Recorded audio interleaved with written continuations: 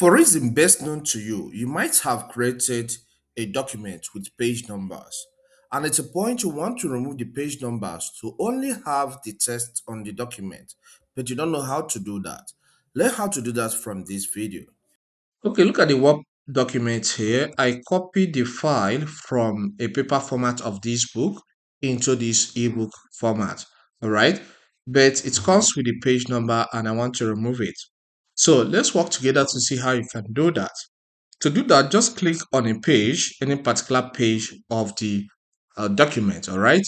Then once you click there, click on Insert tab. By default, to be on the Home tab, all right? Just click on this Insert tab. Once you click on the Insert tab, you will see some options, okay? I call these some tools by this button here. So the next step you need to take is to locate the page number section, which is this. Click on the drop down. All right. Once you click on the drop down, click on this option, remove page numbers. And you can see the page numbers on this document is gone. Okay. The one that was removed, that we are removed is one on the section 1 because I divided this document into sections. So the one for this first section has been removed. So I will click on this second part, which is where the section 2 starts. But if it's a straight numbering, everything will go at once. But because I divide this into sections, so I will click on this place where the section 2 starts.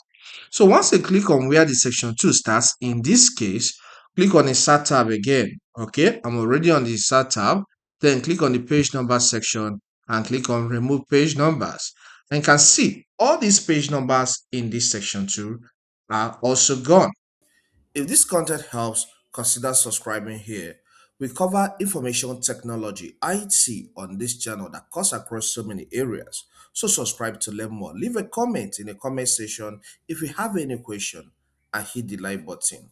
Thank you and see you some other time. You can check out this video here to learn more on how to complete more tasks on Word documents.